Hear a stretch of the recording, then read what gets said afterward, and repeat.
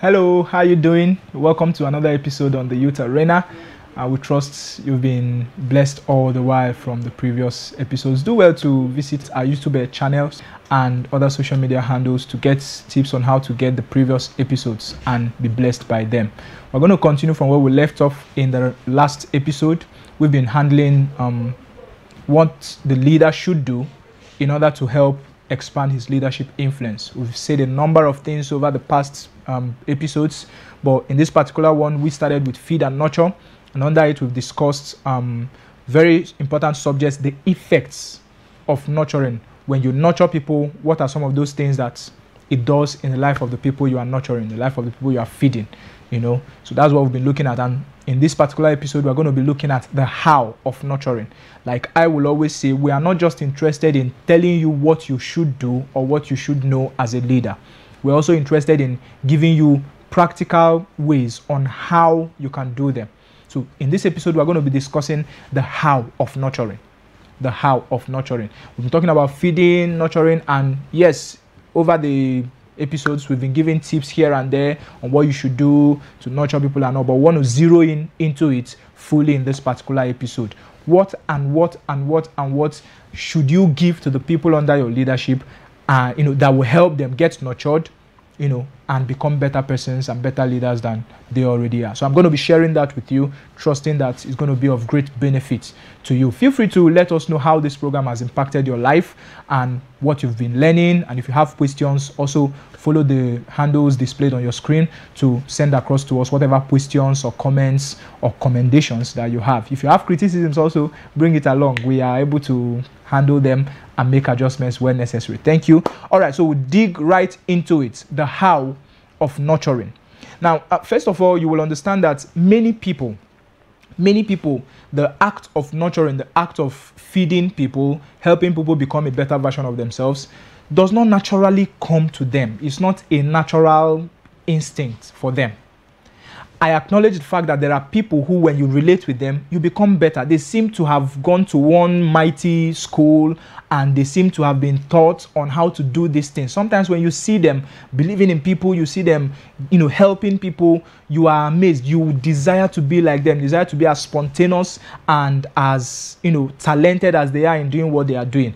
But the good news is that anybody, and when I say anybody, I mean anybody, can learn the act of nurturing. If you commit to it, even if it doesn't come in handy, even if it doesn't come in spontaneous for you, you can learn and you can improve on how you are able to feed and nurture the people God has brought under your leadership, okay? So I wrote it down here. I said many people find it hard to be loving and positive, to others, especially if the environment they grew up in wasn't particularly uplifting, because in one way or the other, we are products of our upbringing. We are products of our environment in one way or the other. And I said in the last episode, you mustn't let your environment or whatever external factors you see stop you from becoming the best you can be. Stop giving flimsy excuses about how everybody affected you and contributed to your becoming negative. You can make that decision, God being your helper, and snap out of whatever negative influence. Maybe you came out of a broken home, you came out of a rough environment, whatever the factors might be. The buck stops with you, and you must learn to remove that personal limitation that comes from how you see yourself and what you think you can achieve. There is much more to you than you can ever think of, and you must learn to explore and harness them. Okay? Now, anyone can become a nurturer and add value to others.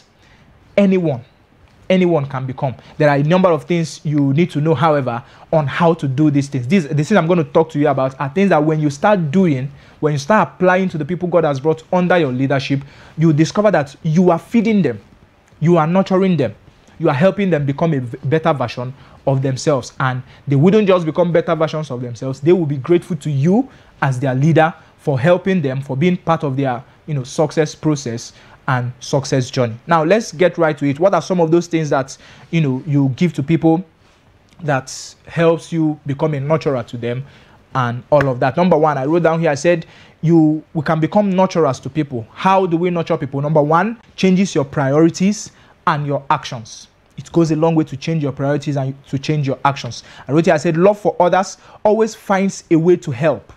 Indifference to others find nothing but excuses. So first of all, as a leader, you must make up your mind to help these people. You are a leader. God has brought people under your care. If you are not committed to helping them, if you don't consciously love them and want the best for them, you are likely not going to get any reasonable thing out of their lives and all of that. It begins with committing to getting the best out of them. Now, if you listen to our previous episodes, you will understand that we said people most times are unlovable. People most times will give you reasons why you should stop trusting them, why you should stop believing in them, why you should stop loving them. But we go ahead and we do what we're supposed to do anyways. We go ahead and love them. We go ahead and care for them. Now, what will spur us to keep going even when every reason says we should stop is when you've made a commitment and made a decision to keep going no matter what. Keep going no matter what. Everyone who eventually turns out to become better never forgets the people who never gave up on them when every other person, gave up on them. I would like to be that kind of leader that believes in people against all odds. It doesn't blind us from the fact that this person is not getting it right here, this person is not getting it right here. Like I will always say, there's a difference between separating the individual from the act. You separate the individual from the act. The act is bad and should be condemned, but the individual is God's creation and has hope of being restored to who God has designed him to be. So commitment. You as a leader must commit to others that God has brought to your leadership. Number 2, how do we nurture people? We nurture people by believing in them. By believing in them. This is a very powerful point, which I believe all leaders should take note of. We must learn to believe in the people God has brought under our leadership. Believe in them.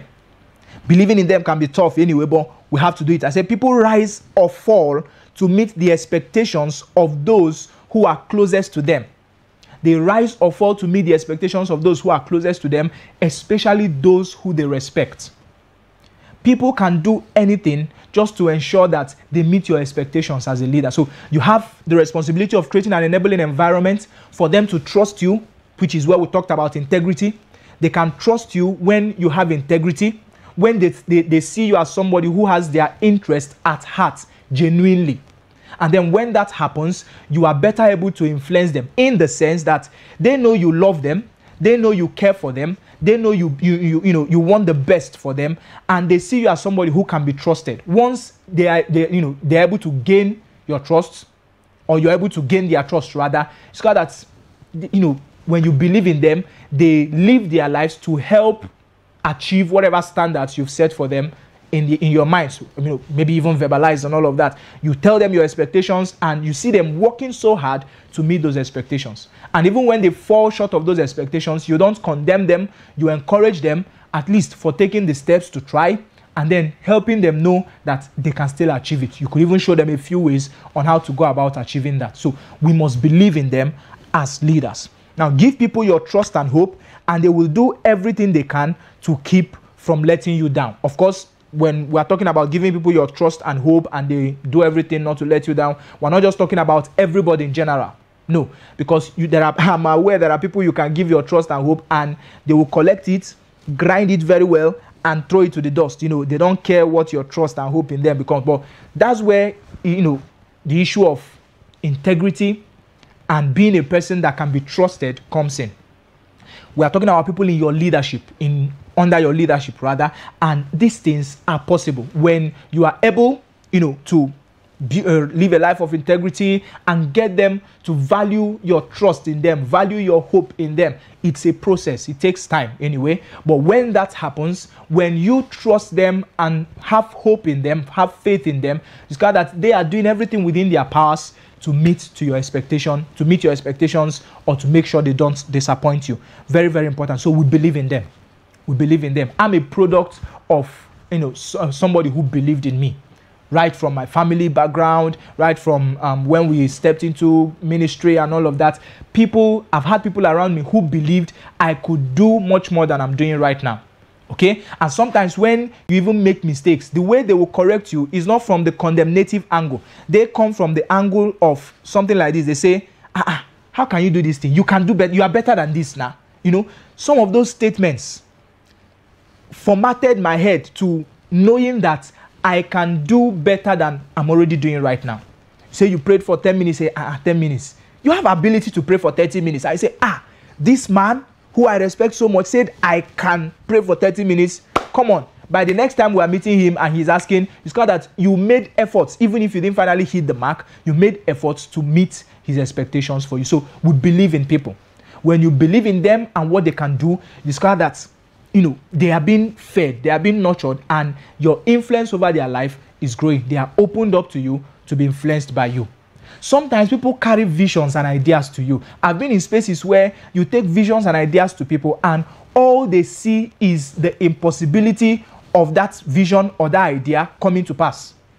And it doesn't speak well of you as a leader. You as a leader must be in a position where you must help people nurture their ideas and visions. And if you've been following this series, I made a statement. I said, even if they are wrong, you owe it to them to understand them, to see it from their perspective. Sometimes when people are driving a vision and an idea, they are doing it because they want to make impact. Not necessarily because they want to be popular. It could be because they want to make impact. So when you understand, I understand you want to make impact, but if you step out now, this is what you are likely to experience. So I counsel that you take it slowly. I'm with you all the way. Anything you need. There's a way you present it and the person knows, he says I shouldn't start, which I won't, but I also understand that his intentions are right and correct and genuine. But sometimes when we don't, believe in people, it's expressed one way in talking down on whatever ideas and visions they present at table, especially when it seems like it's threatening our own vision, our own existence, and all of that. And most people are particularly fond of that, especially probably in the line of ministry and all of that. And somebody comes up with an idea, maybe to start something, as being led by God and all of that. You believe in the person to become the best God has designed him to become. You don't need to talk the person down or to change the person just to ensure that the person is under your feet and all of that. It doesn't necessarily need to happen. I respect people more who believed in me to achieve what I believe God has set me out to achieve. They supported me, in one way or the other, and I am where I am today because of people's belief in me, and I'm very grateful to God for them. So you as a leader, how do you nurture people? First of all, we said by committing to them. Secondly, by believing in them. Number 3, we nurture people by being accessible to them. By being accessible to them. Every true leader is accessible to his followers. It's not in this age and time where before you see a particular person who is meant to be your leader and all of that, you have to wait for weeks, for months, and most probably you are not even able to see them. Outside engagements are good though, but don't ever forget that there are people who God has committed under your care, who God has brought under your leadership that need you to take care of them in one way or the other. How do you do that? You become accessible to them. Become accessible to them, okay? So you can't nurture anyone from a distance, and it can only be done up close. When we're talking about not being able to nurture people from a distance, we're not necessarily talking about physical proximity. It's a technological age, and all of that. There's phone. The most important thing is that you have time for the people that God has brought under your leadership. Most times they have questions. Most times they have issues that they need to be attended to, and no matter how trivial the issues might seem to you, it might not be that trivial to them. Okay, that's why God has brought them under your care, so that those things they see and perceive as hard, you are there to demystify it for them. But when you are not there and they have to solve all their problems by themselves, they have to take counsel for everything, maybe from other persons, as the case may be, your influence over their lives is diminishing. Your influence over their lives is diminishing, and it must be taken care of. So you must learn to be accessible to them. You must deliberately and consciously make efforts to have them be accessible to you, okay? And I said when you first start the process with people, you may need to spend a lot of time with them, and as they gain confidence in themselves and the relationship, they will require less personal contact, but until then, ensure that they have access to you. Very, very important. We're going to go on a very short break, and when we come back, we'll continue from where we stopped. Don't go anywhere. We'll be right back.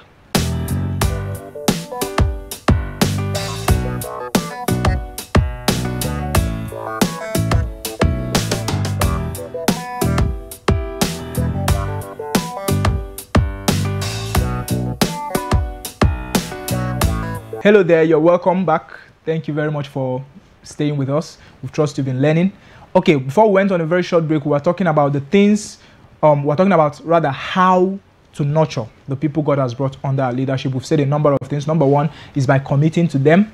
Number two is by believing in them. And number three is by being accessible to them. You commit to them, you believe in them, you are accessible to them. Now, the next thing you need to know in building up your nurturing skills or being a nurturer to people God has brought under your leadership is that you must learn to give with no strings attached.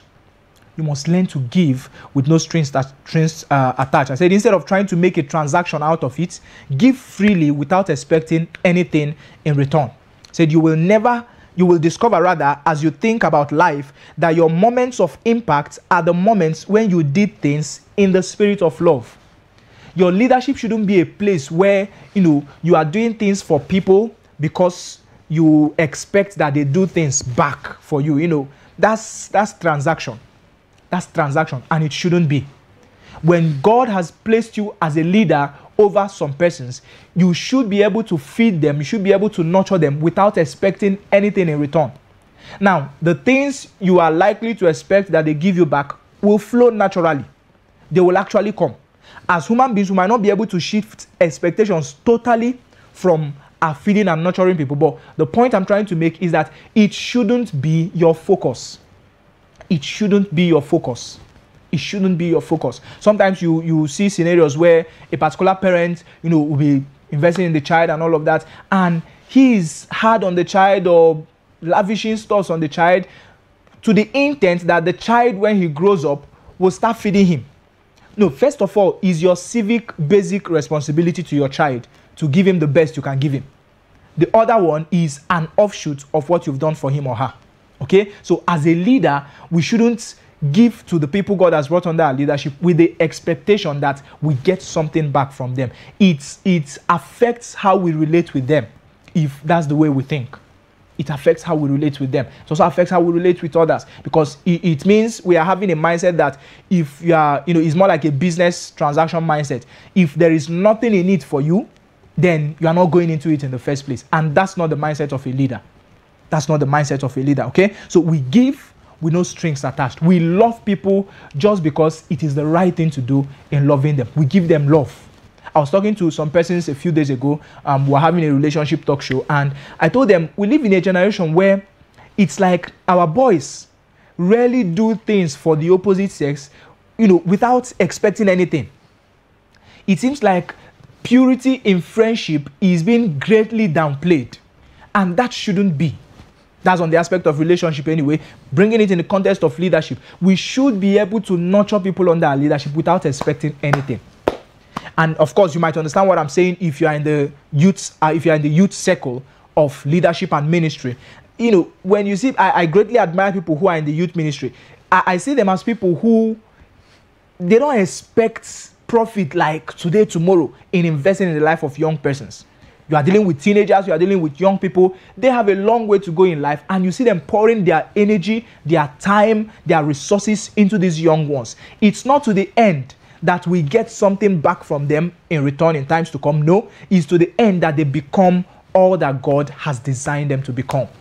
Very, very important. So that should be your mindset in nurturing and feeding people God has brought under your leadership. Now, the next thing we give to people in order to nurture them is that we give them opportunities. We give them opportunities. Now, it's tough to release opportunities for people you are leading because the chances that they will not make you proud is there. It's a 50-50 situation. But we do it anyway because it's part of the ways we nurture them. As the people you nurture gain strength, you must learn to give them additional opportunities to succeed and grow. Some of the meetings you've been attending, you can front them. Some of the responsibilities you have been handling, you can give them, if not 100% of the responsibilities, a part of the responsibilities as a way to build them. Opportunities have a way of making us stronger. It has a way of making people better. It's not enough to teach theoretically. There are things that they must practicalize with hands on the job. So you must learn to give them opportunities. I'm also grateful to God for people who gave me opportunities, to become a better version of myself than I'm already at today. In the things of, public speaking, in preaching the gospel and all of that, I've enjoyed the privilege of people who gave me opportunities to do that. in little ways. Fellowship gatherings, meetings of 2s and 3s and 10s, and it grew like that. We started building this stuff from the scratch until we're able to address as many as millions. It's not a big deal. It's not a big deal. Somebody gave us the opportunities. You must learn to give the people under your leadership the opportunities to become the best that God has designed them to become. Give them responsibilities. Yeah, they might not flow as well as you want them to flow, but let their performances, let the opportunities you give them to do stuff be an opportunity for you to teach them better. You can tell them how to do what, and then when they are done, give them feedback on what they did well and what they should improve on. That's how we learn. But it takes a leader to relinquish such opportunities, to relinquish such platforms to the people he's bringing up so that they become better. You should be that kind of leader, because when you do that, you are nurturing and you are feeding, and it has more dividends than negativities flowing out of it. Okay? Now, the last thing we have as well you should give, or how you should nurture people God has brought under your leadership, is that you must learn to lift them to a higher level. You must learn to lift them. Draw them by the hand and lift them. Said your ultimate goal should always be to help people to go to a higher level, to reach their potential. That should be your ultimate goal as a leader, rather. Very, very important. You have contacts that can help them. You can learn to connect them to some of the contacts you have just to help them become better. It's part of drawing them up. It's part of lifting them to a higher level. And as you are lifting people, you should also teach them to lift others. You are where you are today because somebody helped you up. Remember in one of the episodes, I made a statement. I said, the idea of being a self-made person is a myth. It doesn't exist. It's not true.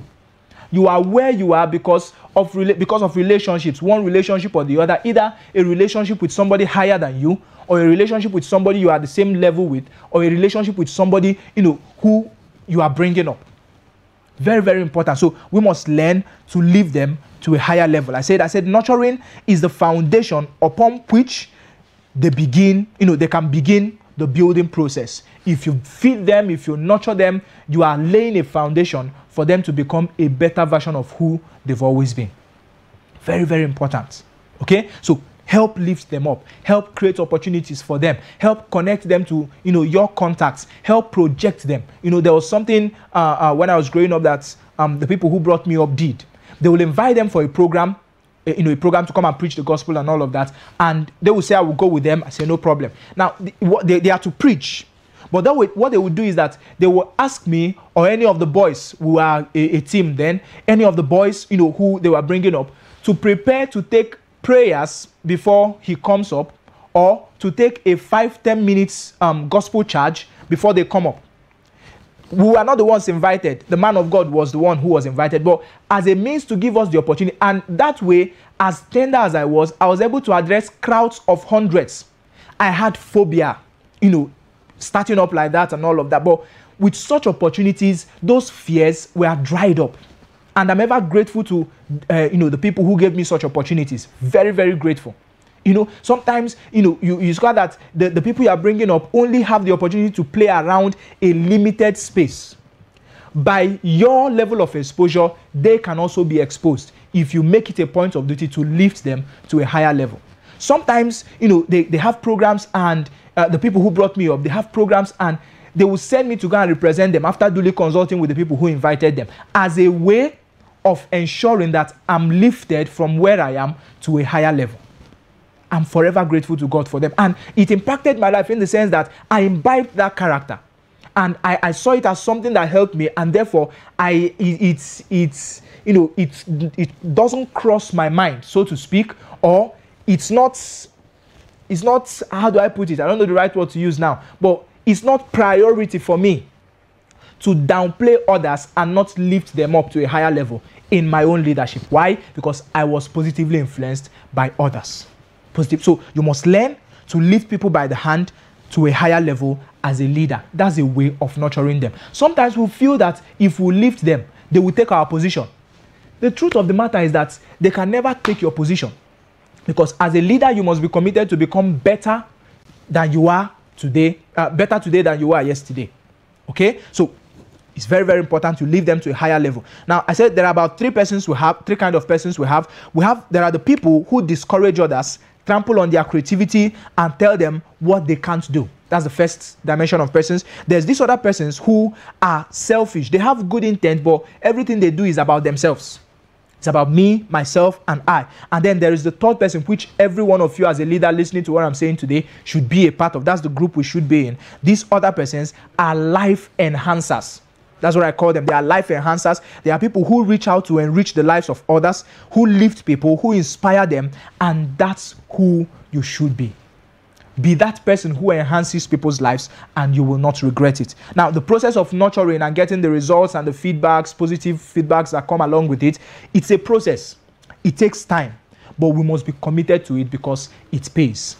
God has brought people under your leadership so that they can become better version of themselves, and they shouldn't remain the same or become less than who God has designed them to be under your leadership. You can do better because you are wired to do better.